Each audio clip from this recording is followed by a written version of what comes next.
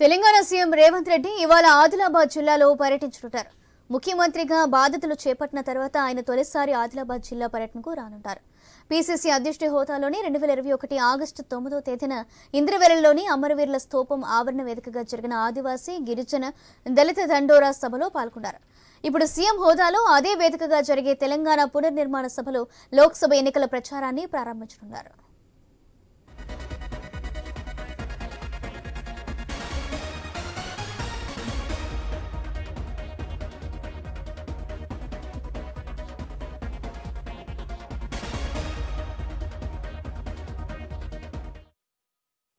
కాంగ్రెస్ సర్కార్ కొలువుదీరిన తర్వాత ఏర్పాటు చేస్తున్న మొదటి సభ ఇదే కావడంతో పార్టీ ప్రతిష్టాత్మకంగా తీసుకుంది.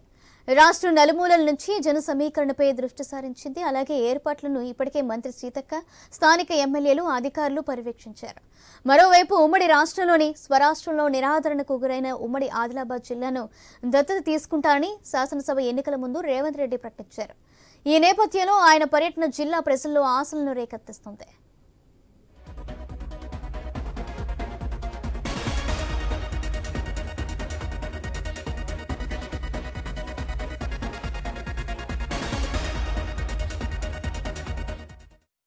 హైదరాబాద్ బేగంపేట నుంచి మధ్యాహ్నం ప్రత్యేక హెలికాప్టర్లో రేవంత్ బయలుదేరి ఆదివాసీల ఇలవేల్పు నాగోబా కొలువైన కేస్లాపూర్ చేరుకుంటారు. అక్కడ ప్రత్యేక పూజలు చేస్తారు. అనంతరం దాదాపు 49 కోట్ల రూపాయల విలువైన అభివృద్ధి పనులకు భూమి పూజ చేస్తారు.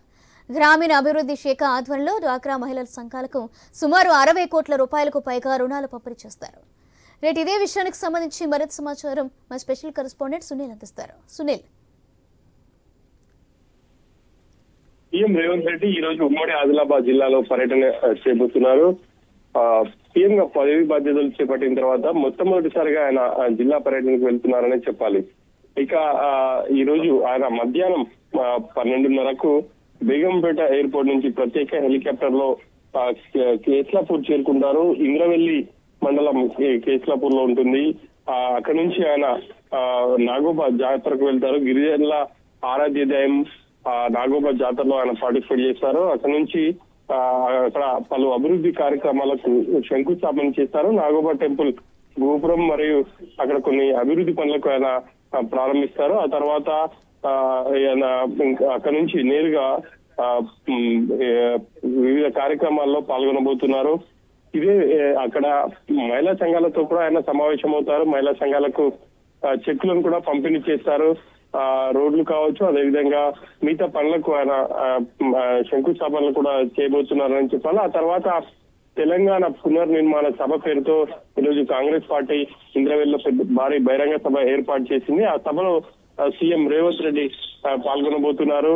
ఆయన 2002లో టీపీసీసీ అధ్యక్షుడు అయ్యాక దళిత గిరిజన ఆత్మగౌరవ సభలో ఇంద్రవెల్లి వేదికగానే మొట్టమొదటి సభ ఏర్పాటు చేశారు. ఆ సభ వేదికలో ఖచ్చితంగా రాబోయే రోజుల్లో కాంగ్రెస్ పార్టీ అధికారంలోకి వస్తుంది. అధికారంలోకి వచ్చాక కేస్లాపూర్ నాగోబా జాతరకు సంబంధించి తాను ఖచ్చితంగా అభివృద్ధి చేస్తాను అని చెప్పేసి హామీ ఇచ్చారు. ఆ మేరకు ఈ రోజు ఇక్కడ పలు అభివృద్ధి కార్యక్రమాలకు శంకుస్థాపన చేయబోతున్నారని చెప్పేసి చెప్పుకోవాలి. ఈ రోజు తర్వాత జరిగే సభలో ఆయన ప్రసంగించబోతున్నారు. పార్లమెంట్ ఎన్నికల శంకరావంగా ఈ సభను కాంగ్రెస్ పార్టీ చెప్తుంది.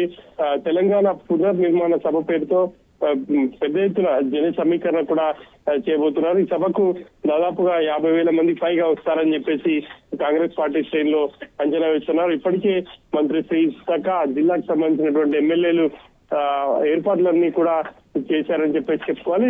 సీఎం తో పాటు డిప్యూటీ సీఎం బట్టి విక్రమార్క కూడా ఈ రోజు ఈ సభలో పాల్గొనబోతున్నారు. పెద్ద ఎత్తున అయితే జన సమీకరణ చేస్తున్నారు. ఇప్పటికే పటిష్టమైనటువంటి పోలీస్ బందోబస్తు కూడా ఏర్పాటు చేశారు.